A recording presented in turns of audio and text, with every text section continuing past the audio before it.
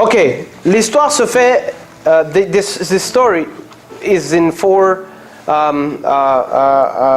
different gospels. So, whenever you read the Word of God, I always encourage to go.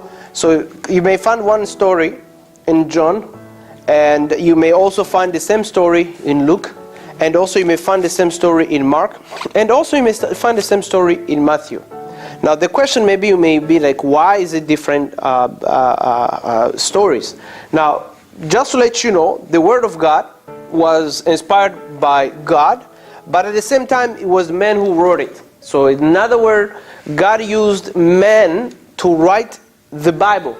Now, some of them were disciples of Jesus Christ. So they saw Jesus, what he was doing. So they were what we can call les témoins oculaires, c'est-à-dire les témoins qui voyaient exactement ce qu'il faisait.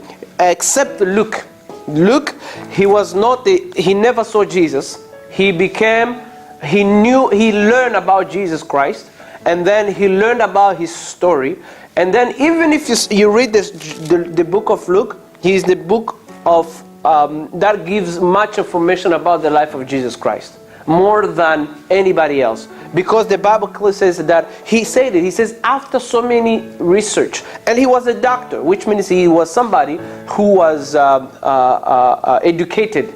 He knew what to write, he knew when to write it. So he did so many researches, and then he gives exact, not exact, but more information more than the others. Now, anytime you find any story in the Bible, I advise you always to go to other book, just to compare what one is saying and what the other did not say. Example, if you read in this chapter 6 verse, same chapter, you read that the Bible says when he looked at them, in verse 5 says he looked up and saw a large crowd was coming toward him, and he said to Philip, where will we buy bread for the other people to buy? Now, if you read different gospel, different Luke or Matthew, they put something important which he did not put. They say he looked at the crowd, and then he had compassion.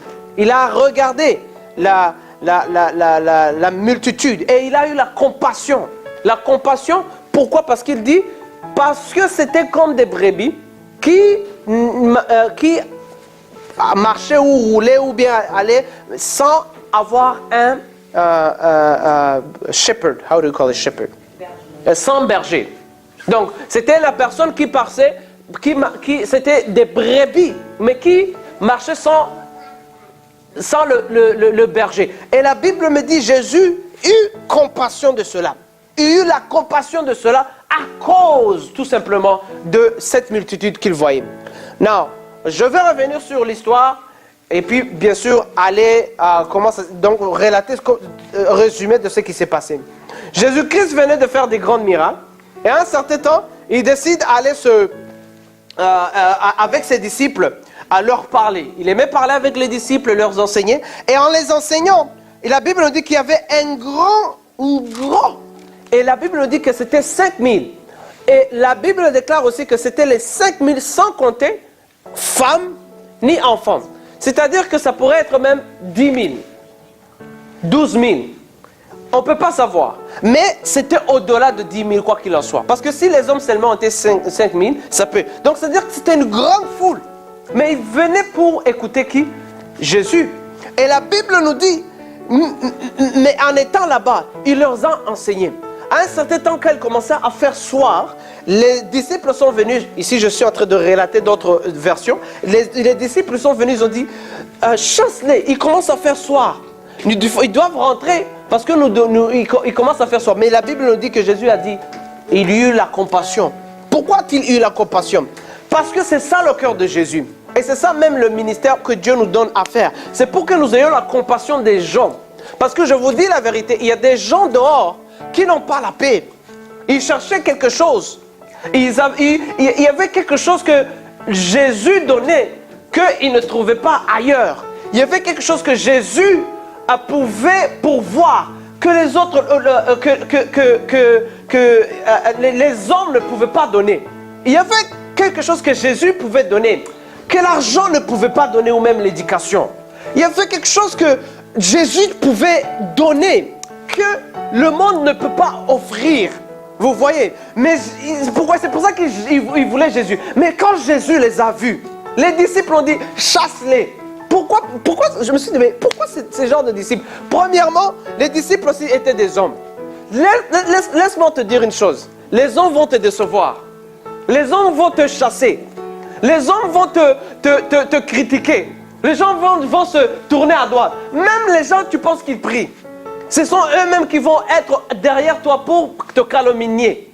Et c'est ça, tu vois même, c'est ce qui s'est passé. Il dit, chasse-le. Ah, j'aime le cœur de Jésus. Et c'est lui qui ne se tourne jamais de ton cœur. Ma Bible me dit, il dit bien, j'aime ce verset. Une fois Dieu a dit, est-ce qu'une femme peut-elle laisser son enfant?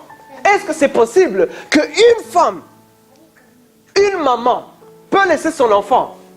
Je me suis toujours d'abord demandé, pourquoi Dieu n'a pas dit homme? Est-ce que cet homme? Parce que tu ne peux même pas imaginer, l'homme va quitter quoi qu'il en soit. Mais il y a une certaine attachement entre une femme et son enfant, qui est instinct, donc que tu ne peux pas lui enlever. Donc il y a un certain attachement, que tu te demandes où est-ce que ça commence. Mais c'est Dieu qui a dit, est-ce que c'est possible? Mais j'aime aussi comment il dit. Il dit oui, c'est possible. Mais moi, je ne peux pas vous abandonner. Il a dit, c'est possible que ça soit possible que la femme puisse laisser son enfant qu'il a donné au monde. Où nous voyons même des fois. Mais la Bible dit clairement que quand il s'agit de Dieu, il ne peut pas abandonner ce dont il aime. Et la Bible me dit aussi ici, en revenant, quand Jésus-Christ a entendu ces gens de personnes qui voulaient chasser les autres, ils n'ont pas eu de compassion. Mais lui, son cœur était la compassion. Qu'est-ce que c'est que la compassion? La compassion, c'est c'est pas feeling, ce n'est pas un sentiment. C'est pas un sentiment. C'est au-delà, parce qu'un sentiment, selon même les psychologues, c'est que ça peut changer dépendamment des circonstances ou des situations qui t'entourent. Et tu peux être content dépendamment des choses qui peuvent t'entourer, des nouvelles que tu as eues, des mauvaises nouvelles, donc ça peut changer. Mais la compassion, ça va au-delà des sentiments. C'est vraiment se mettre à la place de la personne même. C'est-à-dire que Jésus-Christ compatit à ta situation. Jésus-Christ compatit à ta situation. Et c'est ce qui s'est passé. Jésus-Christ a vu et il a dit, et dans son cœur, il a eu un changement, plutôt un sentiment, plus qu'aussi un sentiment, mais il a eu la compassion de voir que les gens puissent marcher, puissent chercher quelque chose, mais ils ne savaient pas où ils devraient le trouver. C'est pour ça que Jésus-Christ a eu la compassion pour dire, c'est moi que vous cherchez, c'est moi qui donne qui guérit cette soif, c'est moi-même qui peut amener un changement, c'est moi-même. Donc, il avait cette compassion de voir les gens courir de gauche et de droite, sans pourtant comprendre que c'est lui la source de cela. C'est lui la source de cela. C'est lui-même la source de cela. Donc, c'est ça, cette compassion qu'il a eue. Le jour où Jésus-Christ vient dans ta vie, je peux vous le dire, je peux vous le garantir. Il n'y a rien d'autre, nothing else matters. Ça peut venir, ça peut passer, mais tu sais que Jésus-Christ, quand il est sur ta vie, que c'est lui qui contrôle ta vie, que c'est lui qui contrôle ton entourage, il n'y a rien qui peut te secouer, je peux vous le dire. Ça va venir, ça va venir, ça va venir, ça peut venir, et même je peux le dire, ça va venir. Laisse-moi utiliser le mot même, ça va venir. Pourquoi? La Bible me dit que si tu passes par le feu, ça ne dit pas quand ça va venir. C'est-à-dire, when you go through. It's not if, c'est when you go through. The fire, if you go through the fire, when you go through the fire, it will not consume you, but you will have to go through it. Vous comprenez? You will have to go through it. Mais ça dit que si tu passes par là, il n'y aura pas tu ne vas pas être consumé. Et c'est ce qui s'est passé avec Shadrach Abednego. Une fois, une journée, une fois, ils sont venus vers lui. Ils lui ont dit, mais on va je veux que tu régnes ton Dieu. Et ils ont dit, non, nous n'allons pas régner le Seigneur. Mais aussi, ils ont dit, même si il arrivait, que Dieu, d'abord ils ont dit, nous savons que Dieu va nous délivrer de cela. Nous le savons. Mais ils ont dit quelque chose aussi d'important, auquel nous chrétiens aussi, nous devons apprendre de cela. Qu'est-ce que nous devons apprendre? À être stable, à être confident de qui tu sers. Amen. Pas les deux, un pas dehors, un pas dehors. Où tu te dis, mais qu'est-ce qui va se passer? Non, ils ont dit, Dieu va nous sauver. Même s'il ne nous sauve pas, nous n'allons pas régner notre Dieu. Aïe, aïe, aïe, aïe, aïe, amen. Même si, donc il arrive, tu te dis, même si Dieu ne sauve pas, ne touche pas à mon budget, je ne veux pas le régner. Même si Dieu ne va pas toucher ma famille, je ne veux pas le régner. Même si Dieu... Donc, c'est-à-dire qu'il est capable de le faire. Mais même s'il n'arrive pas que ce soit fait, je ne veux pas régner mon Dieu. Je ne veux pas le régner. Donc, il arrive où des fois, nous sommes compromising. Comment dire en français? Compromettant? Ça se dit? Merci. Donc, on compromet la parole de Dieu. Où tu te dis, mais qu'est-ce qu'il va... Peut-être, je veux un peu le calmer ou la calmer, être slow by slow, ne pas être violent, ne pas montrer que je suis trop chrétien ou pas. Non. Il arrive des fois où tu dois être violent quand il s'agit des choses de Dieu. Tu te dis non, je ne veux pas mixer. Je ne veux pas mixer, mais je veux rester là où je dois être et que la gloire de Dieu soit manifestée. Alléluia. Parce que si tu es fidèle, à plus forte raison Dieu lui-même. Non, réponds-moi. Si toi tu es fidèle, si Dieu te dit, ne me réunis pas, reste là où tu dois être, fais ce que tu dois faire, agis comme tu dois agir. Et toi tu restes là, et il arrive un temps où tu es testé. Parce que après que Dieu te donne une parole, il y a un test qui vient toujours derrière cela. Amen. Pour tester quoi? Ta foi. Parce qu'avoir été éprouvé, tu recevras une couronne. Tu recevras un reward. C'est pour cette raison que tu dois être stable. Amen. Vous savez, un ministère, c'est pas facile. Et le matin, ma femme m'a dit le rêve que tu as eu. C'était exactement ce que hier Dieu me parlait. Il me parlait comment le ministère, il y a un prix à payer. C'est pas facile.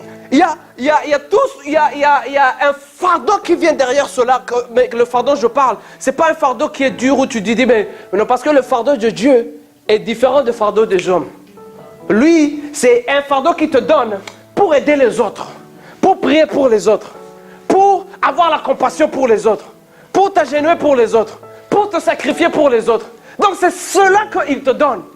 Mais quand tu passes ce test, la Bible le dit aussi, il fait quoi? Il te rémunère. C'est ainsi de même que ça peut être dans le ministère, ça peut être aussi dans la vie personnelle que dans le mariage. Mais aussi longtemps que tu restes fidèle à ton Dieu, lui aussi va rester fidèle à toi. Alléluia. Il va rester fidèle à toi. Il va rester fidèle à toi. Reste fidèle à Dieu seulement. N'aie pas peur des hommes. N'aie pas peur des circonstances. Non. Non. Tout simplement, reste à ce que Dieu te dit. Et quand il te dit, oh, n'aie pas peur de le dire. Dieu, il me rappelle un jour où l'homme de Dieu, Joseph, un jour, il eut un rêve.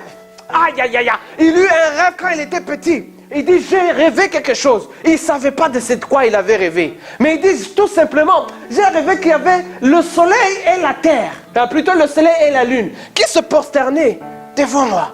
Mais puis, il se dit, mais est-ce que tu veux... Même son père lui a dit, mais est-ce que tu veux dire que... Et même les étoiles qui se prosternaient devant toi. Et les autres disent, mais est-ce que toi tu penses que c'est nous maintenant qui allons se prosterner? Il n'a pas dit premièrement ça. Lui, il a dit tout simplement, c'est qu'il a rêvé.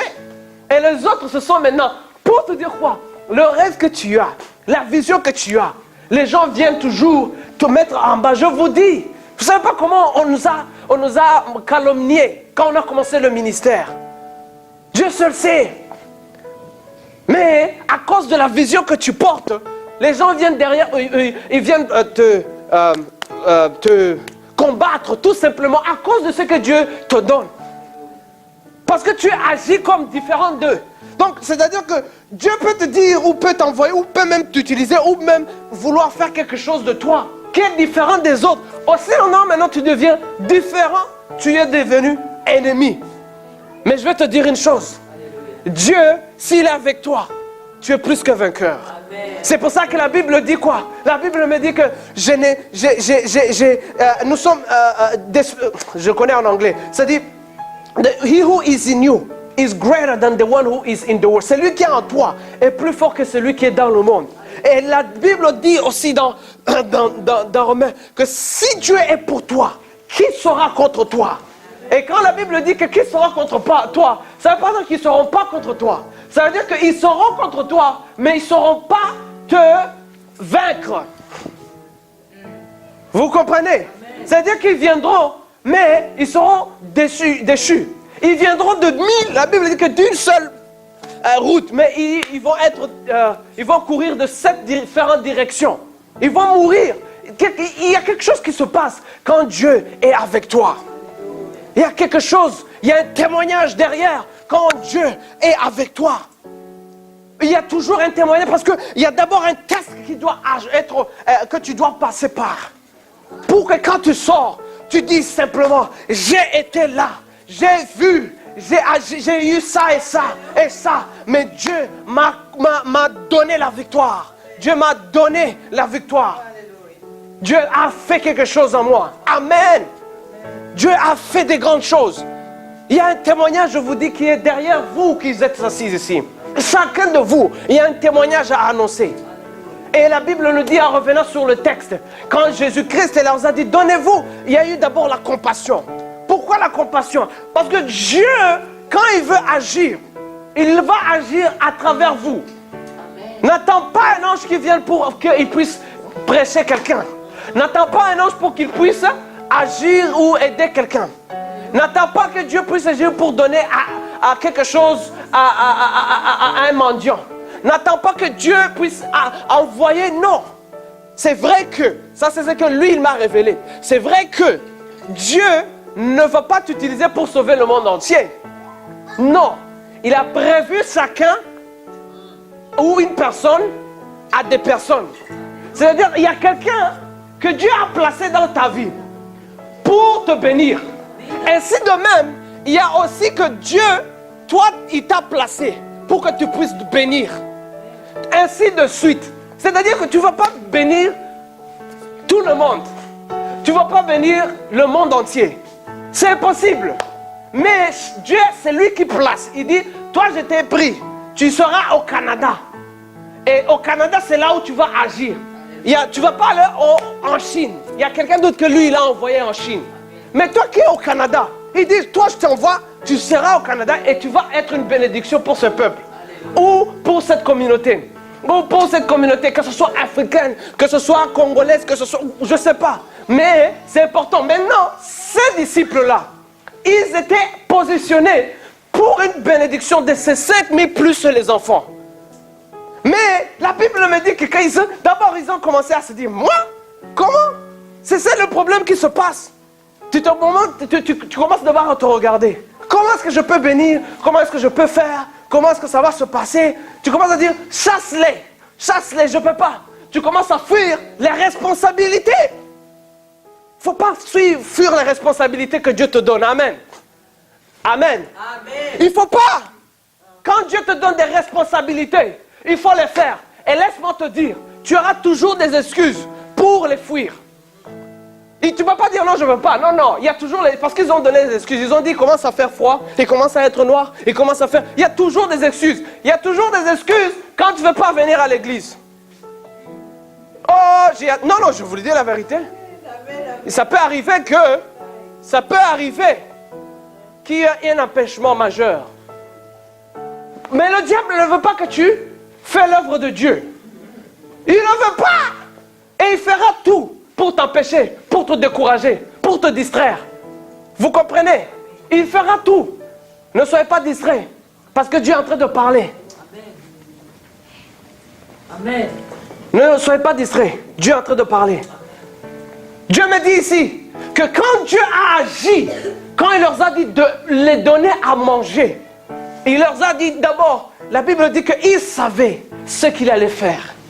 Quand Dieu te dit, il te met quelque part pour bénir quelqu'un, il connaît tes finances, il connaît ta capacité, il connaît ce que tu peux faire, ce que tu ne peux pas. Mais pourquoi est-ce qu'il t'a dit? C'est parce qu'il sait ce qu'il va faire à travers de toi. Amen. Ils étaient 10 000 personnes, plus de 10 000. Comment peux-tu me dire Jésus, il leur a dit, donne-leur à manger? C'est parce qu'il sait ce qu'il va faire. S'ils auraient pu discerner spirituellement, de voir ce que Dieu allait faire à travers ce qu'ils avaient, ils n'allaient pas douter. Ils n'allaient pas être confondus. Mais ils ont été confondus à cause de tout simplement en regardant ce qu'ils ont et leur capacité. Ne regarde pas tes capacités. Ne regarde pas tes capacités. Aussi longtemps que tu regardes tes capacités, tu es en train de limiter Dieu. Parce que Dieu est illimité. Il agit quand il veut, comment il veut, selon sa gloire. Mais il utilise les gens comme toi et moi. Les gens qui apparaissent comme personnes. De petite taille, de grande taille, qui ne connaissent pas l'anglais, qui connaissent... Mais Dieu a toujours utilisé les gens même qui viennent de Nazareth. C'est pour ça que quand Jésus-Christ a appelé à Nathanaël, il a dit, y a-t-il quelque chose de bien qui vient de Nazareth? Pourquoi? Parce que Nazareth, c'était une ville qui était considérée comme une ville pauvre et sale. Jésus-Christ est venu de là. Les choses viles, les choses qui sont déclarées, qu'on peut considérer comme bas, cheap, c'est ce que Dieu peut utiliser pour te bénir. Plutôt pour bénir les autres.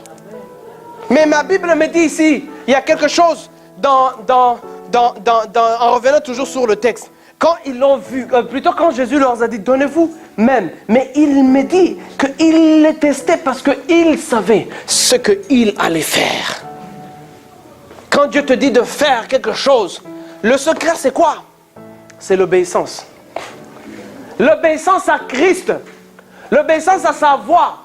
L'obéissance à ce qu'il dit. C'est ça le secret de la prospérité. C'est ça le secret de ce que de là où il veut t'amener. Pourquoi je dis cela? Parce que chaque fois que la Bible dit que sans la foi, il est impossible à plaire à Dieu. Et chaque fois que Dieu te dit une chose, il faut que tu le regardes par les yeux de la foi. Parce que ça dit, il appelle à l'existence des choses qui n'existaient pas, comme s'ils étaient. Vous voyez ce que je veux dire? C'est-à-dire, j'appelle à l'existence des choses qui ne sont qu'une, mais comme si. Donc, c'est-à-dire que je les déclare comme si, même si. En d'autres termes, la foi, c'est quoi? C'est de marcher comme si, même si. Je vais répéter encore, peut-être que vous n'avez pas compris. Marcher par la foi, c'est de marcher comme si, même si. Ok, peut-être je vais retourner en arrière. Marcher par la foi, c'est-à-dire, c'est de marcher comme si j'étais riche, même si je suis pauvre.